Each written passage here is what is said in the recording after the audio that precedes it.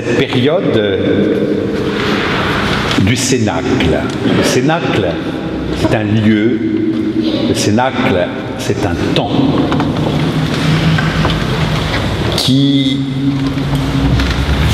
incarne cette dimension d'attente avec, j'allais dire, tout un peuple en attente de l'accomplissement de la promesse.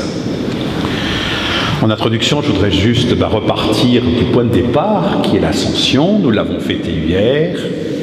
Vous avez peut-être eu le temps de méditer les textes, de bien écouter les homélies de vos curés préférés, et puis peut-être de lire aussi dans l'office des lectures.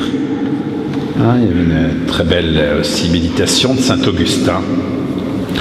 Et l'office des lectures, c'est facile, à tous les offices, vous avez l'application sur vos smartphones, AELF ou un autre, ou Bréviaire, et vous avez tous les offices, je vous le dis, parce que, voilà, et même les textes de l'office des lectures, vous les avez.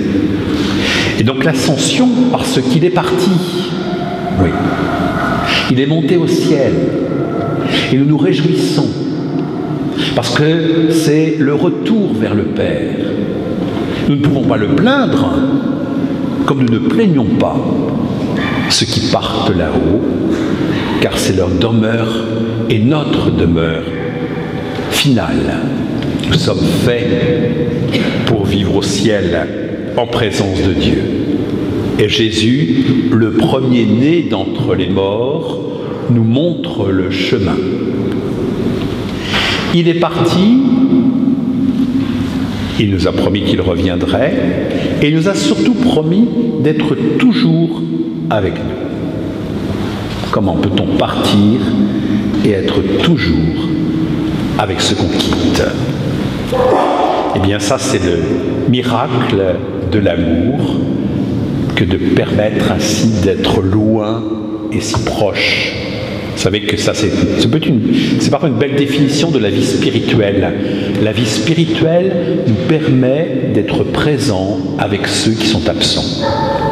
Je le dis pour ceux qui sont avec la peine de quelqu'un qui est parti, et puis aussi quelqu'un qui est vivant mais qui peut être loin. On peut être en communion des saints avec ceux qui sont loin. Alors nous le savons, lorsque Jésus monte au ciel, dans Salut que nous voyons monter au ciel, et en montant il bénit. Il disparaît. Il n'est plus là. Mais il a dit aussi, il est bon pour vous que je parte, car si je ne pars pas, vous ne recevrez pas l'Esprit Saint. Donc, alléluia, youpi, il est parti, et donc il va pouvoir nous envoyer l'Esprit. C'est avec cette promesse que les apôtres, d'abord, le regardent s'élever vers le ciel, dans cette nuée qui le soustrait à leurs yeux. Je reprends les Actes des Apôtres. Et que font-ils? Eh bien, Actes 1, 12, ils retournèrent à Jérusalem depuis le lieu dit Mont des Oliviers qui en est proche. La distance de marche ne dépasse pas ce qui est permis le jour du sabbat. À leur arrivée, ils montèrent dans la chambre haute où ils se tenaient habituellement. C'est le regroupement des apôtres pour différentes raisons. Peut-être parce qu'ils ont déjà cette conscience qu'il faut rester ensemble, parce que Jésus leur a beaucoup parlé de l'unité. En même temps aussi parce que quand on est un peu faiblard, le fait de nous retrouver ensemble nous permet de sentir une force. Nul n'est appelé à souffrir seul. Et qu'il nous faut la force, et ça c'est la force de la communauté chrétienne. Entre parenthèses, je voulais le dire tout à l'heure et je le rajoute, ma joie aussi,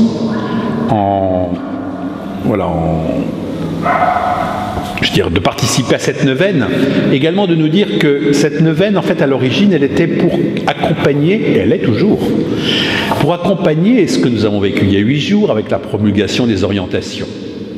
avec tout ce que nous préparons. Préparons comme réforme de doyenné, de paroisse, de nomination, etc., de changement. Et que tout cela ne peut se faire qu'avec la lumière et la force de l'Esprit. Et que si, peuple de Dieu, tu n'es pas renouvelé sans cesse dans l'Esprit Saint, alors tu t'épuises, tu te fatigues. Et nul n'est appelé à être épuisé, il est appelé à se développer. Et il est appelé à voler. Voilà. Comment peut-on voler quand on est lourd et qu'on ne sait pas voler? Eh bien, il faut cette force. Vous voyez, un Boeing, c'est capable de s'arracher du sol. Mais on peut aussi rester plaqué sur le sol, comme une grosse poule qui n'arrive pas à voler. Parce qu'une poule, c'est pas vraiment fait pour voler. Et elle regarde ce qui vole avec beaucoup d'envie. Comme nous regardons aussi les saints dans leurs témoignages et dans leur biographie qui nous parlent de cette légèreté, cette possibilité de monter très haut, très loin, dans la splendeur des cieux. Alors oui, nous avons besoin, ce que je voulais dire, peut-être que cette neuvaine, vous la faites pour vous, faites-la aussi pour le diocèse, faites-la pour le presbytérium, faites-la pour le peuple de Dieu, c'est le peuple des chrétiens, c'est tous ceux aussi qui ne savent pas encore qu'ils vont demander le baptême dans les mois à venir. Parce qu'ils vont faire soit une rencontre, soit vivre un événement qui va changer leur manière d'être et de vivre en ce monde. Rappelez-vous votre propre histoire. Et pourquoi est-ce que ça n'arriverait pas à d'autres? Alors ils retournèrent à Jérusalem. Voilà, ils montèrent dans la chambre haute. Pendant 10 jours. Alors pourquoi est-ce qu'on fête l'Ascension un jeudi? Ben oui, 40 jours. 40 jours après Pâques, l'Ascension. Alors vous savez, dans certains pays, on ne fête pas l'Ascension le jeudi, mais le dimanche. Mais comme le peuple français est un peuple très chrétien, il a voulu mettre ce jour pour correspondre vraiment aux 40 jours. Et puis, ensuite, quand arriva le jour de la Pentecôte, au terme des 50 jours, dit les Actes des Apôtres, dit Saint Luc, au bout des 50 jours, donc 50 moins 40, ça fait les 10. Voilà, donc on sait qu'ils sont restés dans la chambre haute pendant 10 jours. Ne me demandez pas qui a fait la cuisine, qui a été faire les courses, s'ils ont vraiment prié le jour et la nuit, s'ils avaient le droit d'aller faire un petit footing pour se détendre les jambes, etc. C'était, à mon avis, comme tout groupe humain, ayant besoin, car ils avaient besoin aussi de tout cela. La force de la communauté chrétienne, c'est ce rassemblement, et c'est aussi des choses très très incarnées. Et alors, Ascension, Pentecôte, 10 jours. Et vous savez que pourquoi est-ce que Saint Luc dit, quand arriva le jour de la Pentecôte, il le dit parce que la Pentecôte existait avant le Christ. La Pentecôte existait avant la venue de l'Esprit Saint. Quand arriva le jour de la Pentecôte, de quoi parle-t-il? Il parle de cette Pâques, de cette Pentecôte juive. On parle de la Pâque juive, Pessah. Et puis, il y a la Pentecôte juive, qui est à Shavuot, qui a lieu 50 jours après Pessah. Et c'est très intéressant, je crois, je suis dans une dynamique d'attente, je ne perds pas mon fil quand même, mais de se dire, il se passe quelque chose. Alors c'est quoi Pessah? Pessah, c'est, ils se rappellent qu'ils sont sortis du pays d'esclavage, appelés par Dieu pour aller en terre promise. Ils n'ont rien pris de ce qui faisait leur vie quotidienne, si ce n'est un peu de pain, même pas levé. Voilà, rappelez-vous la Pâque juive. Eh bien, c'est la sortie d'Égypte. Et la Pentecôte, alors c'est quoi? Eh bien la Pentecôte, c'est la fête des moissons. Shavuot, c'est la fête des moissons.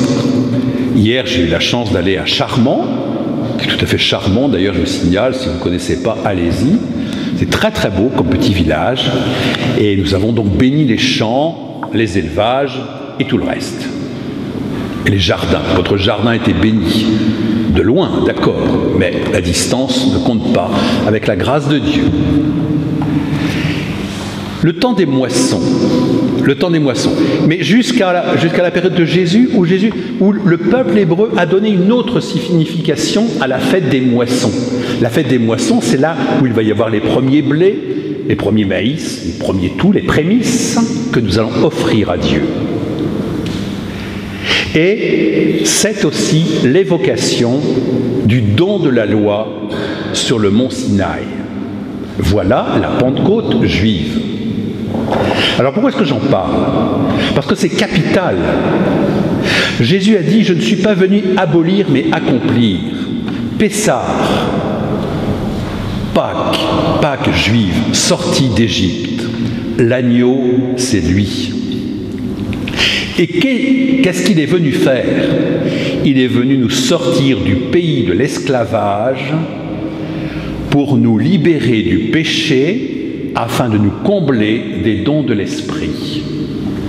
D'accord? C'est ça la Pâque chrétienne et la Pâque juive. Et quand on voit, si vous célébrez un jour une Pâque juive, vous verrez qu'on reprend beaucoup de la liturgie eucharistique chrétienne. Tu es béni Seigneur, Dieu de l'univers, toi qui nous donnes ce pain. Tu es béni Seigneur, Dieu de l'univers, toi qui nous donnes ce vin. Si ce n'est que dans la Pâque chrétienne, à l'heure même du sacrifice de l'agneau, Jésus meurt sur la croix. Parce que l'agneau de Dieu, c'est lui. C'est ça Pâques. C'est ça Pâques. Et alors, au mont Sinaï, Pentecôte, que se passe-t-il? Eh bien, vous le savez, c'est le don des 10 commandements. La loi extérieure à l'homme pour qu'il puisse diriger sa vie. Nous sommes au désert et c'est pour cela que, vous voyez, c'est donc 50 jours après la sortie d'Égypte, vous vérifierez dans votre Bible, 50 jours après la sortie d'Égypte, que Moïse est au mont Sinaï. Et qu'il accueille la loi, les commandements, ce doigt de Dieu qui est écrit sur la pierre. Mais il y a aussi, c'est saint Augustin qui nous disait « Pourquoi les Juifs célèbrent-ils eux aussi la Pentecôte? Il y a là un grand et merveilleux mystère, mes frères. Si vous y prêtez attention, le jour de la Pentecôte, ils recevaient la loi écrite par le doigt de Dieu, et c'est ce jour-là de Pentecôte que descend l'Esprit Saint. » Voilà. Donc c'est vraiment dans la grande, tradition de l'Église, mais je crois que ça aide à comprendre ce qui se passe véritablement. Un autre père disait « Au jour de la Pentecôte a été donnée la loi, il le fallait, car le jour où la loi ancienne a été donnée, ce jour-là a été donnée la grâce de l'Esprit. » Qui ne sera frappé, dit saint Augustin, de cette coïncidence et en même temps de cette différence? 50 jours séparent la célébration de la Pâque du jour où Moïse reçut la loi écrite par le doigt de Dieu sur les tables, et pareillement, 50 jours après la mort et la résurrection de celui qui, comme un agneau, fut conduit à l'immolation, le doigt de Dieu, c'est-à-dire l'Esprit, remplit lui-même les fidèles réunis. Alors, il y a les 10 commandements. Et vous savez que les 10 commandements sont toujours d'actualité. On ne va pas dire maintenant qu'il y a une loi nouvelle, il y a eu l'Évangile, pas question, les 10 commandements, c'est dépassé. Permettez, juste ce petit rappel, vous vous rappelez peut-être quand Jean-Paul II a écrit « La splendeur de la vérité ». C'est encyclique sur la vie morale, la vie éthique. Certains théologiens, pourtant dans l'Église, lui ont reproché en disant, mais il a fait un commentaire des 10 commandements, en disant, mais on aurait peut-être pu prendre, je ne sais pas moi, les béatitudes. Mais non, Jésus n'est pas venu pour abolir, il est venu pour accomplir. Ce qui veut dire que les 10 commandements, c'est toujours aussi ce que nous avons à recevoir pour pouvoir orienter notre vie. Pour pouvoir orienter notre vie. Mais voici l'alliance que je conclurai avec la maison d'Israël après ces jours-là. Je mettrai ma loi au fond de leur être et je l'écrirai sur leur cœur, dit Jérémie au chapitre 31, verset 33. J'écrirai la loi sur leur cœur, ou Ézéchiel 36, 26. Je vous donnerai un cœur nouveau, je mettrai en vous un esprit nouveau. J'ôterai de vous le cœur de pierre, je vous donnerai un cœur de chair, je mettrai en vous mon esprit et je ferai que vous marchiez suivant mes lois et que vous y soyez fidèles. Et saint Paul va utiliser cette expression en 2 Corinthiens 3 et 6, la loi de l'esprit. Il lie la loi et l'esprit. Alors vous voyez, au Sinaï, la loi est donnée, elle est comme extérieure. Et à la Pentecôte, donc deux fêtes de Pentecôte, mais à la Pentecôte, l'Esprit Saint vient écrire la loi, non pas sur des lettres, des tables de pierre, mais sur des cœurs de chair. Et je crois que ça c'est la définition de la Pentecôte, à savoir, le Seigneur grave dans les cœurs sa loi. Et de quelle loi s'agit-il? Non pas simplement des commandements moraux pour accomplir, mais c'est la loi nouvelle, c'est véritablement, on parle de la loi nouvelle, vous voyez? Et la loi ancienne, nouvelle alliance, ancienne alliance. Vous voyez, comme alors je jongle un petit peu sur les concepts, mais ça veut dire que tout est dans tout, et c'est tellement éclairant de partir de l'Ancien Testament pour pouvoir comprendre le Nouveau. C'est tellement éclairant aujourd'hui de partir de la fête de Pentecôte chrétienne pour comprendre ce que nos frères juifs ont vécu dans le désert, car ce sont bien nos frères, et c'est le peuple choisi par Dieu, établi par Dieu, et ça c'est pour toujours. Et c'est véritablement ce commandement d'amour. La loi positive, non pas tu ne feras pas, mais tu aimeras. Ce qui n'est pas si simple d'ailleurs à accueillir, parce que comment peut-on commander d'aimer? Comment peut-on commander d'aimer? Eh bien, le Seigneur nous commande véritablement d'aimer. Et c'est là où nous retrouvons peut-être notre faiblesse, où nous avons un grand désir dans le cœur, comme une grande vacuité, c'est-à-dire quelque chose de vide ou de libre. Parce que n'avez-vous pas un grand désir d'aimer, et n'êtes-vous pas comme un peu, j'allais dire, étonné d'aimer si peu? Quand même, avec toutes les Eucharisties que vous avez vécues, quand même, après tous ces sacrements de réconciliation, quand même, comment se fait-il qu'on en soit encore là? Eh bien, c'est parce que l'Esprit ne peut pas s'imposer. Dieu propose, l'homme dispose. Alors qu'il donne les commandements à Moïse, le peuple hébreu rassemblé et qui s'ennuie et qui trouve que c'est trop long, ils ne supportent pas l'attente, car ils veulent tout de suite, et que c'est très pénible de suivre un Dieu qu'on ne voit pas. Je préfère, alors c'est là où ils ont décroché toutes les boucles d'oreilles de leurs femmes, que les femmes ont donné tous leurs bracelets, leurs colliers, on a fondu le total pour faire un veau. Parce qu'au moins, un veau, ça se voit. Alors que Nous sommes appelés à aimer un Dieu que nous ne voyons pas. C'est la différence entre le vrai Dieu et l'idole. Tout à l'heure, nous allons entendre présence de Dieu, présence réelle. Donc, on va dire présence réelle et absence apparente.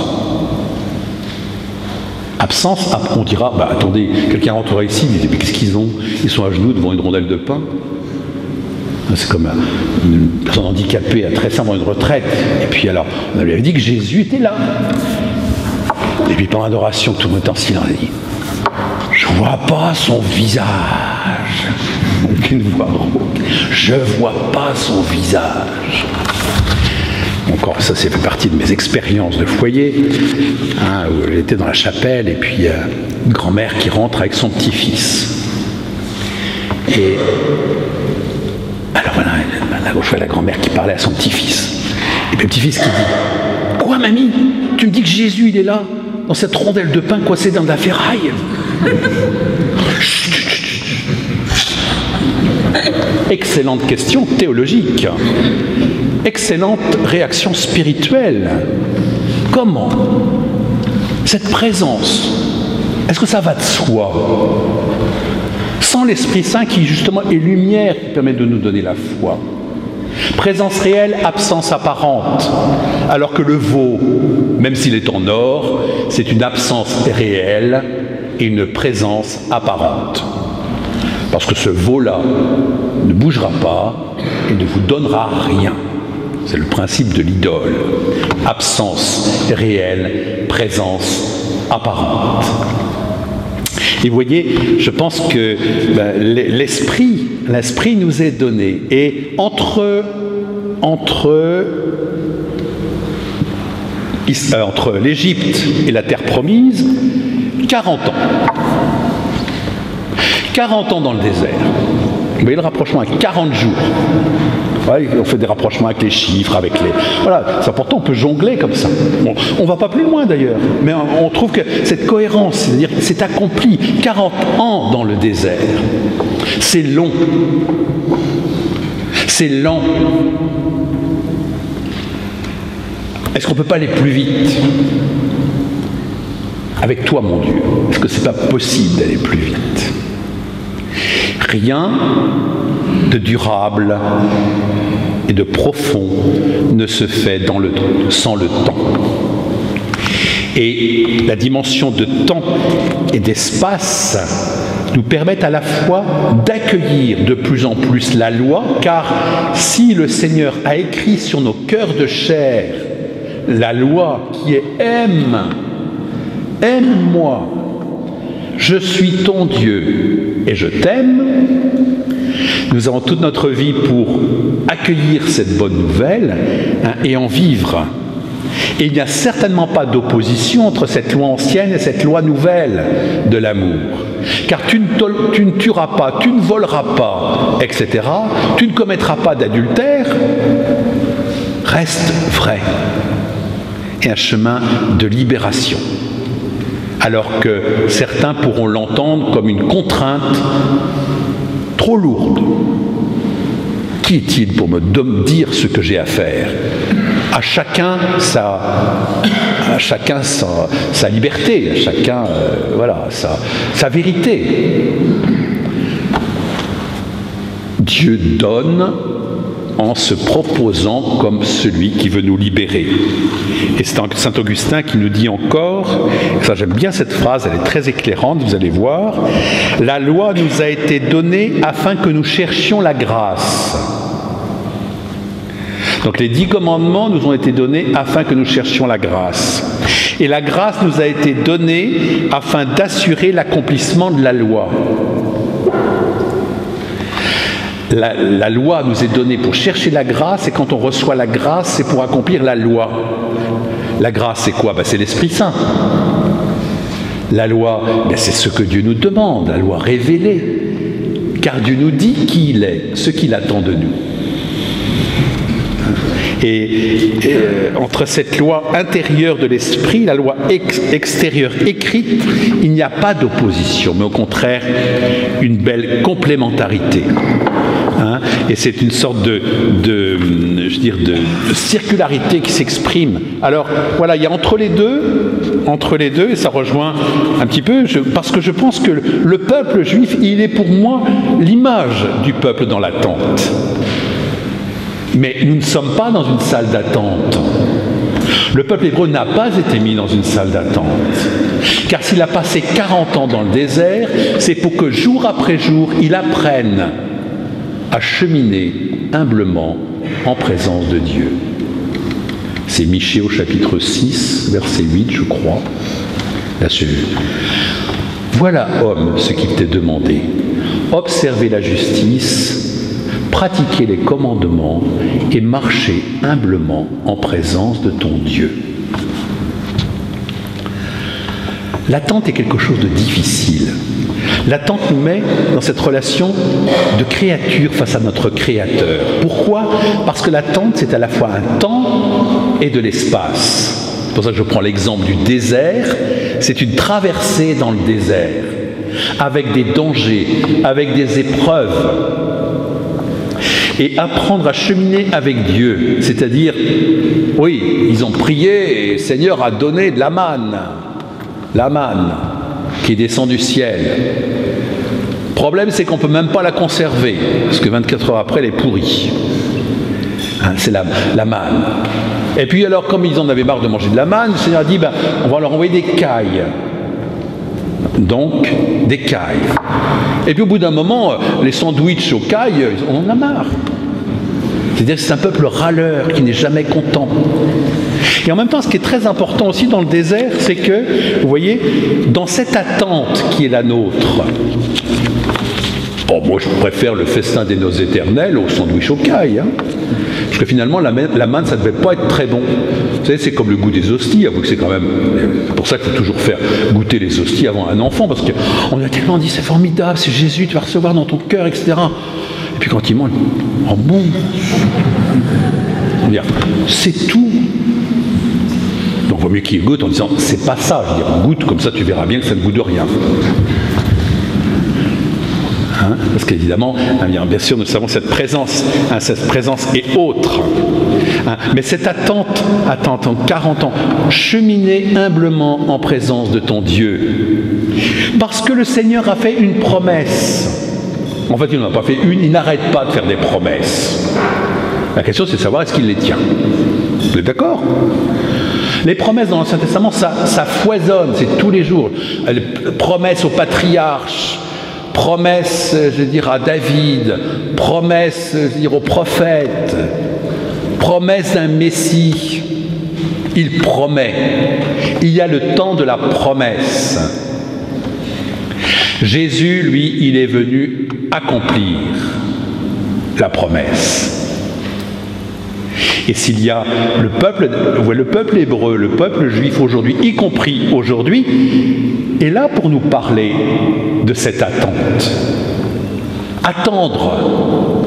Non pas comment, vous savez, connaissez peut-être en attendant Godot. En attendant Godot, il y a quelqu'un qui attend, mais il ne sait pas ce qu'il attend. Enfin, il attend. Comme un militaire qui attend et qui fait il ne sait pas si quelqu'un va venir ou pas. On ne sait pas, hein. Donc il faut être prêt à tout, donc on attend au cas où. Et en fait, rien ne se passe et personne n'arrive. Hein? Ça, c'est évidemment pas l'espérance. C'est évidemment pas la foi. En se disant, peut-être qu'il va venir. La promesse, c'est à la fois Dieu promet. Et nous l'avons entendu quand même en tous ces temps liturgiques de ces jours précédents, à la fois, je vous enverrai l'Esprit Saint, il vous enseignera. Regardez tous les futurs qu'il peut y avoir. Vous prenez le chapitre 16 de Saint Jean et vous regardez, quand Jésus parle de l'Esprit, il parle au futur. Quoi ? Il ne suffit pas d'être en présence de Jésus pour être envahi par l'Esprit Saint. Pourquoi ? Fréquentant Jésus, écoutant ses enseignements remarquables, s'il y avait eu RCF ou s'il y avait eu le site d'Angoulême pour pour filmer Jésus donnant un enseignement, ça aurait plus de valeur que ce qu'il va y avoir dans 2 jours. Quand même, ça vaut le coup quand même. S'il y avait Jésus, on aurait entendu le son de sa voix. Hein, on aurait tout entendu. Et en fait, il leur expliqua dans toutes les Écritures ce qui le concernait. Mais en fait, on n'a pas à envier ce qu'ils ont entendu, car tout est là. Ceci dit, ce que je voulais dire, c'est que les apôtres, en entendant et en côtoyant Jésus tous les jours, n'étaient pas encore chrétiens. N'étaient pas encore chrétiens. On n'est pas chrétien, on le devient, disait Tertullien. Alors naître et être, on ne naît pas chrétien, c'est pas parce qu'un couple chrétien ne fait pas des petits chrétiens. Et un couple chrétien fait des petits païens. Ce petit païen, il peut devenir chrétien, mais ça dépend de beaucoup de choses. Et ce n'est pas parce qu'on est baptisé qu'on est chrétien. Vous êtes bien d'accord? Parce que c'est quoi la définition d'un chrétien? On pourrait avoir un temps de partage sur le sujet, on ne l'aura pas, mais c'est pas prévu, mais c'est quoi un chrétien? C'est celui, certes, qui croit au Christ, c'est celui qui est baptisé et c'est celui qui vit dans l'esprit. Donc, je suis désolé de vous dire, vous n'êtes pas encore chrétien. Ça, c'est la nouvelle du jour. Mais ça va changer. C'est bien pour ça qu'on est là. Parce que le peuple dans l'attente est un peuple désirant. Dieu nous fait désirer ce qu'il a l'intention de nous donner. Et si tu sens profondément dans ton cœur une insatisfaction, c'est le creuset par lequel Dieu peut te parler. Si vous êtes insatisfait, tant mieux. Si vous sentez coupable, tant mieux. Parce qu'à ce moment-là, tout est possible. Si on a cette suffisance dans le cœur, alors il n'y a pas de chose possible. Pas de chose possible. Donc cette attente est très importante. Il y a le temps de la promesse, il y a le temps de l'accomplissement et il y a le temps de l'achèvement. Il y a le temps de l'achèvement. L'achèvement, c'est quoi? C'est le saint, par définition. Le saint, c'est celui qui réussit, qui a la promesse s'accomplit et s'accomplit en lui. La promesse s'accomplit en lui. Car la sainteté, c'est une vie humaine réussie. Il faut la présenter comme cela, la sainteté. Ce qui me fait dire au Père Cantalamessa, dans son livre que j'apprécie, qui est écrit il y a quelques mois, L'héritage spirituel de Vatican II, où il dit que le chrétien, voilà, est celui qui se laisse envahir par l'esprit pour devenir saint, et l'inverse du saint, ce n'est pas le pécheur, parce que tous les saints sont des pauvres petits pécheurs pardonnés, PPPP, mais l'inverse du saint, c'est le raté, celui qui rate, qui loupe sa vie, c'est un loupé. On n'a pas envie de rester loupé, on a envie de réussir sa vie, et on a envie d'achever, de laisser le Seigneur achever. Parce que quand on rentrera au ciel, on ne rentrera pas avec son fauteuil roulant. On ne rentrera pas avec sa bouteille d'oxygène. On n'aura pas besoin de tout ça. On n'aura pas besoin de nos lunettes, on n'aura pas besoin de prothèses, ni de canne. On n'aura même plus d'angoisse, car le Seigneur, voilà, c'est l'achèvement. Avouez quand même que nous ne sommes pas achevés. Nous sommes en croissance. Nous sommes appelés à être. Temps de la promesse, temps de l'accomplissement, temps de l'achèvement, c'est le passé, le présent et le futur. On pourrait être comme un enfant dans une voiture en disant « Maman, quand est-ce qu'on arrive? Quand est-ce qu'on arrive ?» J'étais comme ça quand j'étais gamin. « Oh, ça fait long, quand est-ce qu'on arrive? » On va arriver, on va arriver. Ça, c'est le rôle de la Vierge Marie. On arrive, on arrive. Et en même temps, vous voyez combien ce temps au désert, ce temps parfois difficile, est le temps qui nous est donné pour nous laisser la possibilité de nous convertir. C'est le temps béni de Dieu. C'est le temps où nous pouvons faire l'expérience, effectivement, de ce doigt qui veut écrire sur nos cœurs, de cette effusion de l'Esprit. 40 ans dans le désert, c'est de pouvoir demander à Dieu, demandez, vous recevrez. Le peuple hébreu dans le désert a appris à demander à Dieu, et la manne, et l'eau. On a soif, tape dans le rocher. Et du rocher jaillit la source. Du rocher, de quelque chose qui est très dur.